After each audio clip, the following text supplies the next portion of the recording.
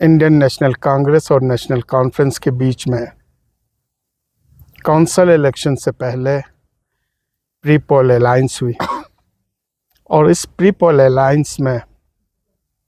एक memorandum of understanding sign हुआ, जिसमें कांग्रेस के 4 मेंबर्स, एनसी के 4 मेंबर्स और इसके बाद काउंटर सिग्नेचर मरहूम कमर अली आखुंद साहब एनसी की तरफ से और कांग्रेस की तरफ से मैंने साइन की है। और उस मेमोरेंडम ऑफ अंडरस्टैंडिंग में, उस एग्रीमेंट में ये है कि ये जो 5 साल का कौंसल की जो टेन्यूअर है, ये 2.5 साल के रोटेशन के बेस पे चलेगी और उसी बेस को लेकर, इसी एग्रीमेंट को बुनियाद बना के फर्स्ट जो टर्म हमारा शुरू हुआ उसमें नेशनल कॉन्फ्रेंस को चीफ एग्जीक्यूटिव काउंसलर और 2 एग्जीक्यूटिव काउंसलर और इंडियन नेशनल कांग्रेस को 2 एग्जीक्यूटिव काउंसलर दी गई और ये 2.5 साल तक इसी हिसाब से चलना था। और ये 2.5 साल 18 अप्रैल 2026 को कंप्लीट हुआ और इसी एग्रीमेंट और मेमोरेंडम ऑफ अंडरस्टैंडिंग के तहत हमने कांग्रेस की तरफ से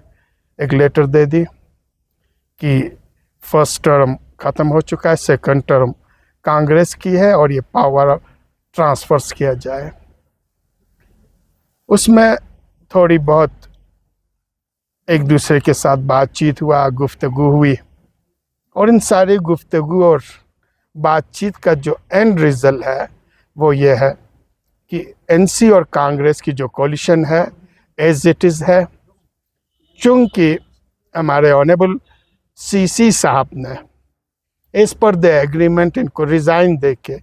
पावर ट्रांसफर्स करनी थी, वो अभी तक इन्होंने रिज़ाइन नहीं दे दी। तो फिर इसके बाद एनसी के हाई कमान और एनसी के डिस्ट्रिक्ट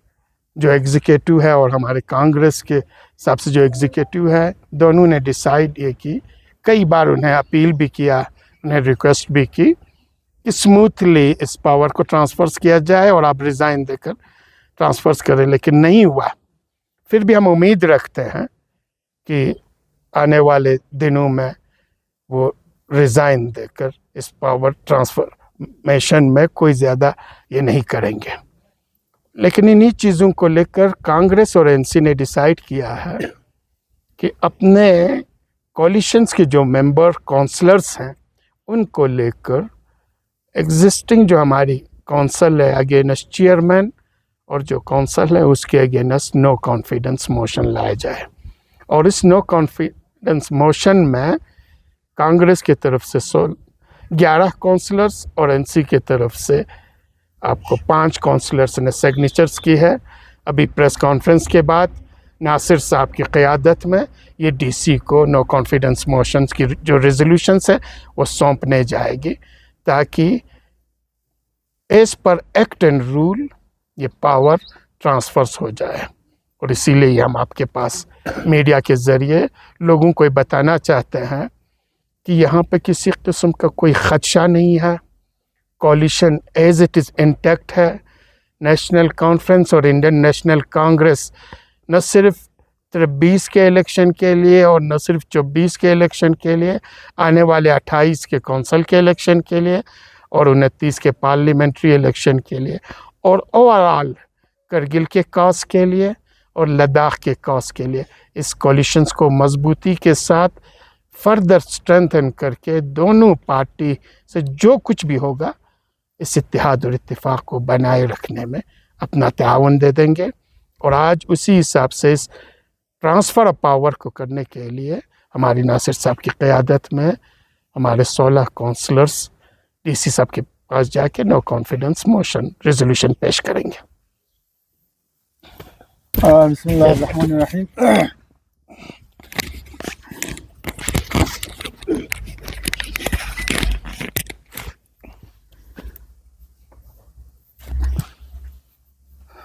जैसा कि आप सब जानते हैं और अभी काफ़ी हद तक आप लोगों के सामने चीज़ें रखी करबलाई साहब ने। 2000 जब ये कोalition जब बनी थी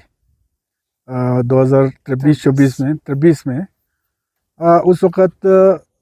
चूँकि यूटी सेटअप लद्दाख में आई हुई थी, सेटअप यहाँ पे यूटी का हुआ था। और ये एक चीज़ हमारे पूरे करगिल में भी और लेह में भी लद्दाख के आवाम ने ये महसूस किया कि जब तक हम सब यकजा होके यूनाइट होके एक प्लेटफॉर्म पे नहीं आए, लद्दाख का जो मुस्तकबिल है वो हमको तारीकी में नज़र आ रहे थे। तो उस दौरान चूँकि कौंसल इलेक्शन हमारे सामने था, तो हमें भी ये महसूस हुआ, हमारे लीडरशिप को, ख़ासकर हमारे उस वक़्त मरहूम हमारे कायद कमर अली आख़ुन साहब, जो इस पार्टी को सदियों से, सालों साल से जो इस पार्टी को लीड कर रहे थे, उनको ख़ासकर चूँकि हम सब जानते थे कि कौमी इश्यूज़ पे, कौमी मसाइल पे कमर साहब जो है वो कितना बढ़ चढ़ के आगे आके कौम के लिए काम करते थे, ये सब हम जानते थे। तो उनके ही इनिशिएटिव से मेरे ख्याल से केडीए भी बने। केडीए पे एक प्लेटफॉर्म पे तमाम हमारे रिलीजियस, पॉलिटिकल, सोशो जो है सबको एक प्लेटफॉर्म पे लाने का एक उनका एक इनिशिएटिव था, जो उसमें कामयाब हो गया। उसके बाद कौंसल इलेक्शन आया, तो उस वक़्त भी यही महसूस किया कि ये दो पार्टी के कोalition से ज़्यादा बढ़ चढ़ के हमें कौमी यकजहती, कौमी यूनिटी के लिए कितना बहुत एक अहम और ज़रूरी महसूस हुआ उस वक़्त। तो उसमें भी उनके ही इनिशिएटिव से हमने ये कोalition किया। और कोalition जब किया, आपको पता है कि इलेक्शन, प्री इलेक्शन हमने कोalition किया, इलेक्शन भी हमने साथ में लड़ा। इलेक्शन के बाद फिर बाज़ाब्ता तौर पे चूँकि 2.5 साल का हमारे कौंसिल रखना था, दोनों में डिसाइड हो गया था कि 2.5 साल एनसी के, 2.5 साल कांग्रेस के जो चेयरमैन होंगे। तो उसमें उस वक़्त हमारे सामने एक चीज़ ये आई थी कि भाई पहले जो कौंसिल है, जो चेयरमैन है, वो किसका होगा, कौन बनाएगा। तो उस वक़्त भी हम लोगों ने, हमारे कमेटी ने, हमारे कायद ने, हम सब ने अपने पार्टी लेवल पे ये डिसाइड किया कि हम कांग्रेस से बात करके जो है 2.5 साल पहले वाला हम जो है नेशनल कॉन्फ्रेंस को हम लाएंगे। तो अकॉर्डिंगली हमने ये कांग्रेस के साथ, ख़ासकर कांग्रेस के कायद करबली साहब के साथ ज़ाती तौर पे मैंने बात किया था। उसके बाद हमारे कमेटी बनी, जिसमें हमारे रसूल साहब थे, फिरोज़ साहब थे, आगा अब्बास साहब थे, अशी साहब थे। हमारा कमेटी बना के हमने आपस में हमने बातचीत किया और रिक्वेस्ट हमने यही किया कांग्रेस को कि जो 2.5 साल का जो ये कौंसल है वो हमें दिया जाए। तो खैर उस वक़्त काफ़ी बातचीत के बाद कांग्रेस ने जो है नेशनल कॉन्फ्रेंस को दिया 2.5 साल का चेयरमैनशिप।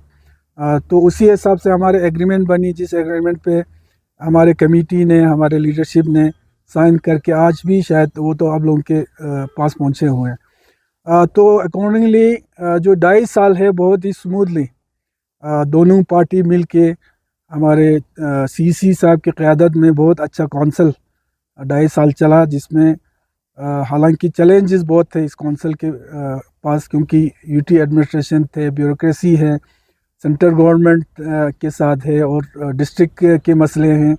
हर चीज़ में बहुत सारे चुनौतियां होने के बावजूद भी बहुत ही स्मूथली और मैं कहता हूँ डेवलपमेंटल एस्पेक्ट से भी बहुत ही अच्छा काम जो ये 2.5 साल में इस कोalition ने किया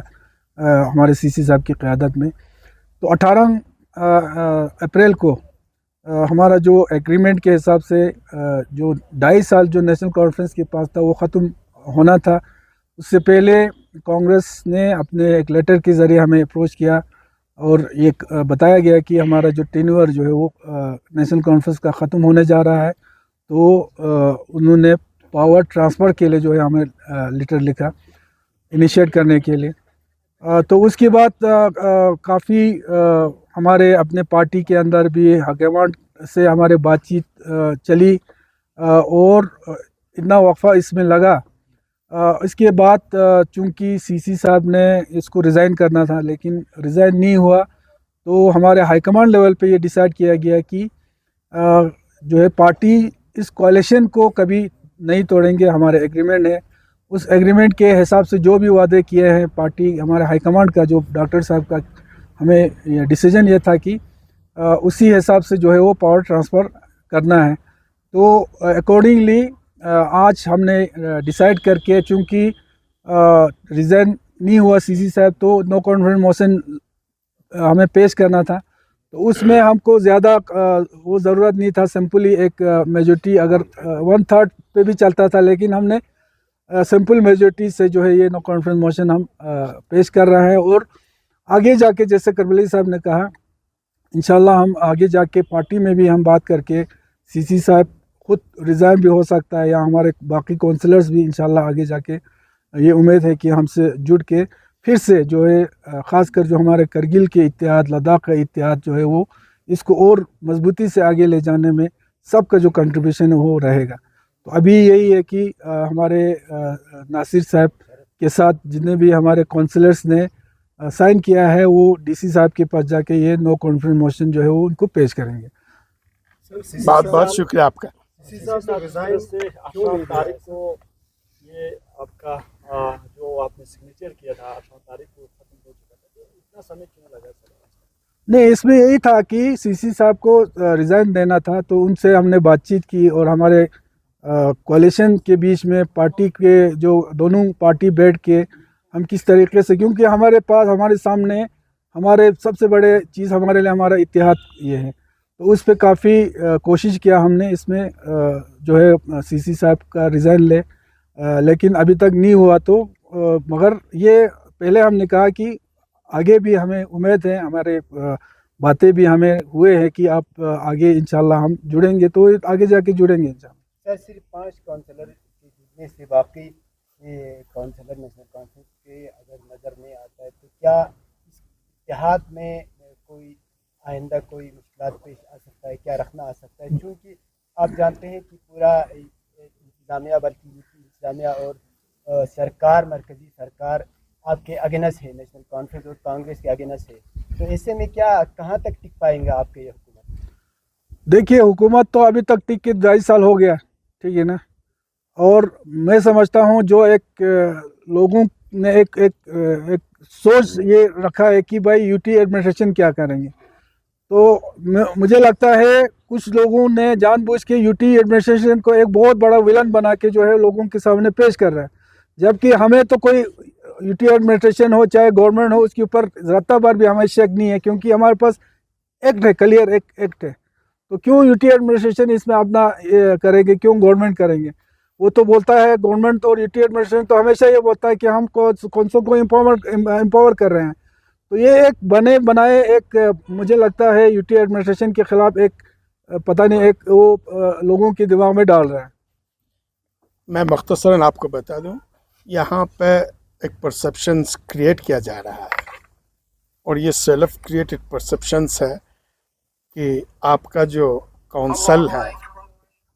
वो काउंसिल स्मूथ नहीं चल सकता है। इसीलिए यहाँ पे जो आपके पास लोग आए हैं, एनसी और कांग्रेस की लीडरशिप और दोनों पार्टी के काउंसलर्स है यहाँ पे, और ये क्लियर मैसेज देना चाहते हैं कि ये कोलिशन आज के लिए नहीं है। मैंने आपको पहले भी कहा ये कोलिशंस आगे के लिए है। तो यहाँ पे हमें नहीं यूटी एडमिनिस्ट्रेशन से नहीं किसी और से कोई गिला शिकवा नहीं है, और हमें पूरी तरह से यकीन है जिस तरह से इनके साथ हमारी मीटिंग हो चुकी है, एलजी के साथ भी मीटिंग हुआ है, वो क्लियरली कहते हैं कि हम यहाँ डेमोक्रेटिक सेटअप को स्ट्रेंथन करना चाहते हैं। और मुझे नहीं लगता है, इनको पता है कि 30 मेंबर काउंसिल में 16 मेंबर्स जब आपको यहाँ पे नो कॉन्फिडेंस दे देते हैं, तो इसका मतलब आपके 16 मेंबर्स इस 30 काउंसिल के मेंबर में मेजॉरिटी इनके पास है। एक मेजॉरिटी होते हुए एक काउंसिल को आगे चलने न दे, ऐसा यूटी एडमिनिस्ट्रेशन का कोई भी इरादा हमने नहीं देखा। और जिस तरह से वादा कर रहे हैं कि हम हर चीज़ को एम्पावर करके स्ट्रेंथन करना चाहते हैं, हम अभी भी उन पे उम्मीद रखे हुए हैं, और हमें उम्मीद है as per act and rule जो भी चीज़ें इनको करना है विद इन 1 मंथ आपको न्यू लीडरशिप के लिए नोटिफिकेशंस भी करनी है, जनरल काउंसिल की मीटिंग भी बुलानी है, और आपको नया लीडरशिप भी आएगा, नई काउंसिल भी आएगी और बहुत अच्छी तरह से ये काउंसिल आगे चलेगी। आप सबों का बहुत बहुत शुक्रिया।